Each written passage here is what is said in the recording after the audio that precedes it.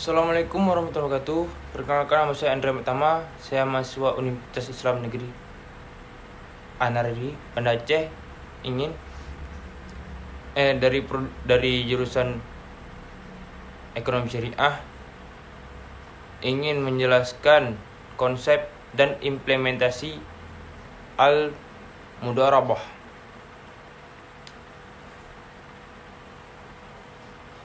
Secara istilah, mudharabah adalah menyerahkan modal kepada orang yang berniaga sehingga ia mendapatkan presentasi keuntungan. Definisi mudharabah menurut Said Sabiq adalah akad antara dua orang pihak di mana satu pihak mengeluarkan sejumlah uang sebagai modal kepada pihak lainnya untuk diperdagangkan.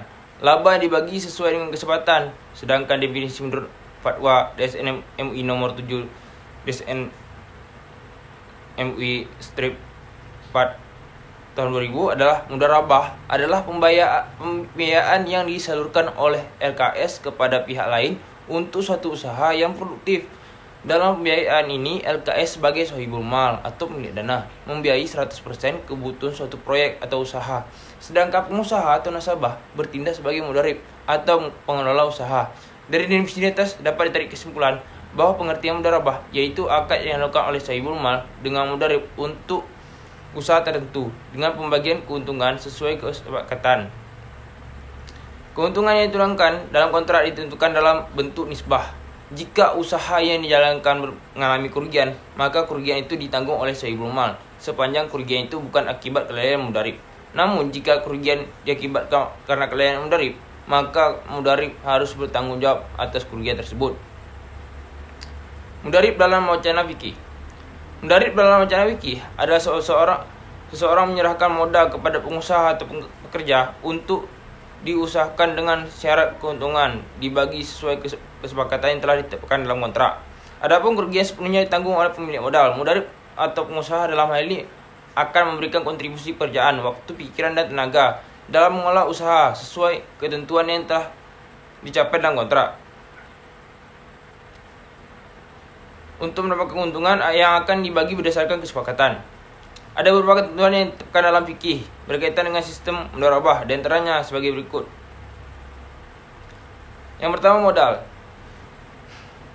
Ulama mensyaratkan bahwa modal itu harus memenuhi persyaratan. Yang pertama, terdiri dari mata uang yang beredar atau berlaku. Persyaratan ini diajukan untuk menghindari perselisihan di kemudian hari. Oleh karenanya tidak sah memudharabahkan harta dalam bentuk piutang karena sulit untuk mengukur keuntungan darinya dan dapat menimbulkan perselisihan dalam pembagian keuntungan.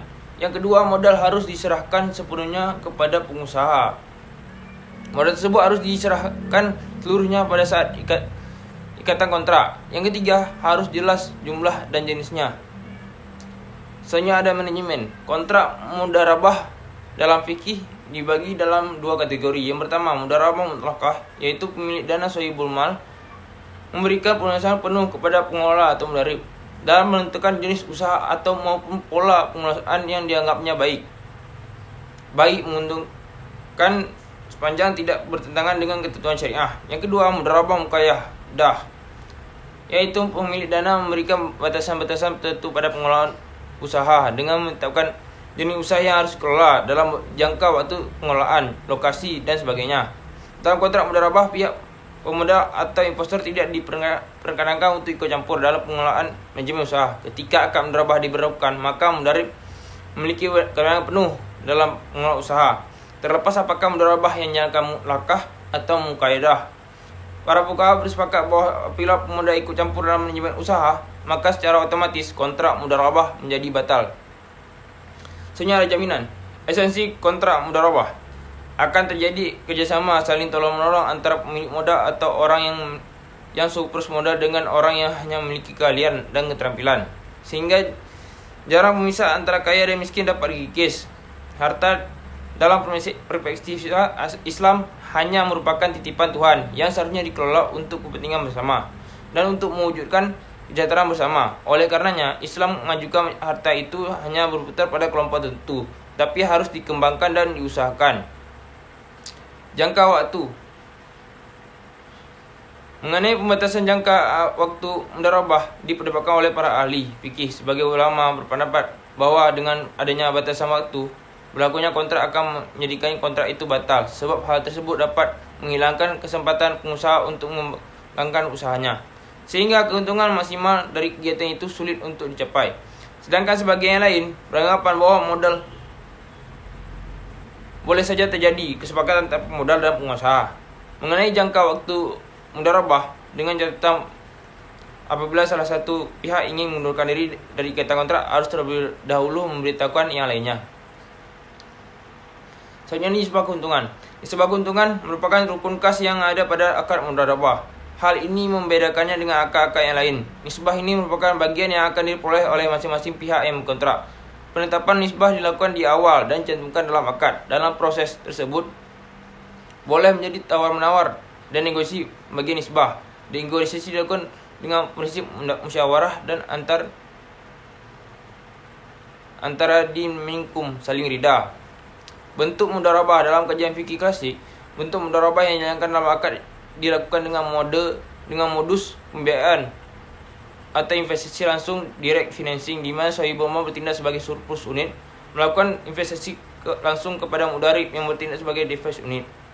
Ciri dari model mudharabah ini adalah biasanya hubungan antara sahibul mal dengan mudarib merupakan personil dan langsung, serta transaksi dilandasi saling kepercayaan.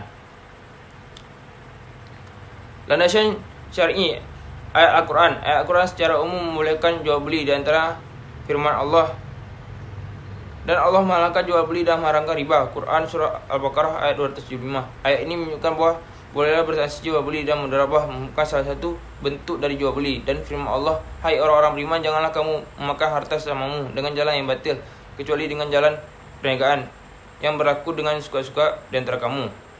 Quran surah An-Nisa ayat 29. Dari ayat Al-Quran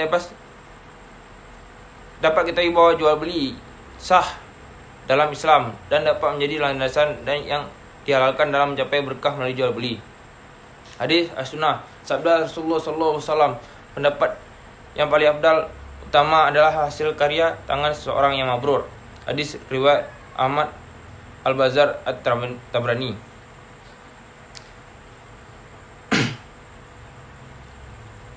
Kaidah fikih yang menyatakan pada dasarnya semua bentuk muamalah boleh dilakukan kecuali ada dalil yang mengharamkannya. Rukun dan persyaratan mudharabah. Pertama, rukun mudharabah. Akad mudharabah memiliki rukun yang telah digariskan oleh ulama menentukan syarat sahnya akad tersebut. Tapi para ulama berbeda pendapat dengan rukun mudharabah adalah ijab dan kabul, yakni lafaz yang menunjukkan ijab dan kabul menunjukkan mudharabah, muqaridah, muamalah atau kata-kata sepertinya searti dengannya. Para ulama berbeda pendapat mengenai rukun mudharabah. Menurut ulama Malikiyah bahwa rukun mudharabah terdiri dari rasul mal, modal, al-amah, bentuk usaha, keuntungan, akaidin pihak.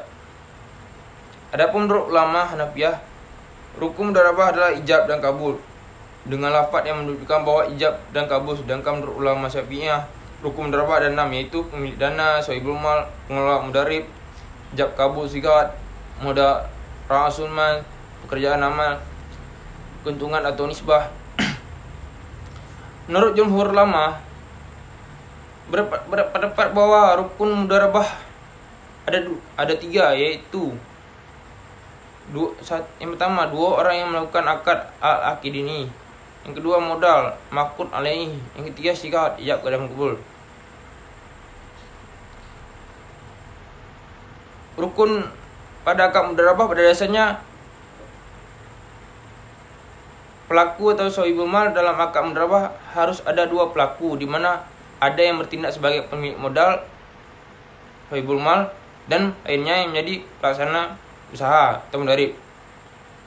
Objek mudharabah merupakan konsekuensi logis dari tindakan yang dilakukan oleh para pelaku. Pemilik modal menyertakan modalnya sebagai objek mudharabah, sedangkan pelaksana usaha menyerahkan kerjanya sebagai objek mudharabah. Modal yang diserahkannya bisa bentuk uang atau jasa yang dirinci berapa nilai uangnya. Sedangkan kerjasama yang diserahkan bisa berbentuk keahlian, keterampilan, sharing skill, manajemen, dan lain-lain. Selanjutnya persetujuan kedua belah pihak, ijab dan kabul. Persetujuan kedua belah pihak merupakan konsekuensi dari prinsip at-taradi minkum, saling reda. Di sini dua belah pihak rela bersepakat untuk mengikatkan diri dalam akad mudharabah. Pemilik dana setuju dengan perannya untuk mengkontribusikan dana, sementara si pelaksana usaha pun setuju dengan perannya untuk mengkontribusikan kerja. Selanjutnya nisbah keuntungan. Nisbah yakni rukun yang menjadi ciri khusus dalam akad mudharabah. Nisbah ini merupakan imbalan yang berhak diterima oleh sahibul mal ataupun mudarib. Sahibul mal mendapatkan imbalan dari pengertian modal, sedangkan mudarib mendapatkan imbalan dari kerjanya. Selanjutnya syarat mudharabah. Syarat mudharabah berhubungan dengan rukun-rukun itu. Syarat mudharabah yang harus syarat sahibul mal dan mudarib. Syarat keduanya adalah harus mampu layaknya sebagai majikan dan wakil. Hal itu mudarib bekerja atas perintah dari pemilik modal. Mengandung unsur wakalah, mengandung arti mewakilkan. Syarat bagi keduanya juga harus cakap untuk melakukan perbuatan hukum dan tidak ada unsur yang mengganggu capakan seperti gila, sakit dan lain-lain. Selain itu jumhur ulama juga tidak mensyaratkan bahawa keduanya harus beragama Islam. Karena itu akad mudharabah dapat dilakukan oleh siapapun termasuk non-muslim. Sigat dan ijab kabul. Sigat harus diucapkan oleh dua belah pihak. Untuk menunjukkan kemauan mereka, terdapat kejelasan tujuan mereka dalam membuat melakukan kontrak. Apabila telah terpenuhi ijab dan kabul, maka akad mudharabahnya telah sah. Selanjutnya modal. Modal adalah sejumlah uang yang diberikan oleh sahibul mal kepada mudarib untuk tujuan investasi dalam akad mudharabah. Cara yang berkaitan dengan modal iaitu modal harus berupa uang, modal harus jelas dan diketahui jumlahnya, modal harus tunai bukan hutang, modal harus diceritakan mitra kerjanya. Nisbah keuntungan. Keuntungan atau nisbah adalah jumlah yang didapat sebagai kelebihan dari modal. Keuntungan harus dibagi secara proporsional kepada kedua belah pihak. Dan proporsi nisbah keduanya harus dijelaskan pada waktu melakukan kontrak. Pembagian keuntungan harus jelas dan nyatakan dalam bentuk persentase seperti 50/50, 60/40, 70/30 atau bahkan 99/1 menurut kesepakatan bersama. Pekerjaan atau usaha atau usaha perdagangan merupakan kontribusi pengelola mudarib dalam kontrak mudharabah yang disediakan oleh pemilik modal. Pekerjaan dalam kaitan ini berhubungan dengan manajemen kontrak mudharabah dan ketentuan yang telah ditetapkan oleh kedua belah pihak dalam transaksi. Perbedaan riba dan mudharabah. Riba uang sepenuhnya menjadi milik pengutang debitur sehingga tidak memiliki hak penuh untuk menggunakan uang tersebut, dibayarkan, dihutangkan atau ditabungkan. Kreditur bukan sebagai pemilik saham. Hal ini sebagaimana kita dapatkan berbeda dengan perbankan yang ada di masyarakat. Pemberi hutang kreditur tidak dibenarkan untuk ikut campur dalam pengelolaan uang yang telah dihutangkan. Bila debitur mengizinkan para kreditur untuk mengelola uang tersebut, maka pada keadaan ini berstatus sebagai pegawai. Debitur berkewajiban untuk mengambilkan uang hutang piutang dengan utuh pada tempoh yang telah disepakati, walaupun uang tersebut hilang curi oleh orang tanpa peduli sekalipun apakah ada kesalahan oleh penghutang dalam merawat atau menyimpan atau tidak. Bila debitur menggunakan uang piutangnya untuk usaha kemudian terjadi kerugian, maka suruh kerugian menjadi tanggung jawab debitur. Adapun kreditur tidak berkewajiban untuk menanggung sedikit kerugiannya. Bila debitur menggunakan uang tersebut untuk usaha jika ia beruntung, maka keuntungan sepenuhnya milik debitur. Kreditur diharamkan untuk mensyaratkan keuntungan apapun dari piutangnya yang ia berikan.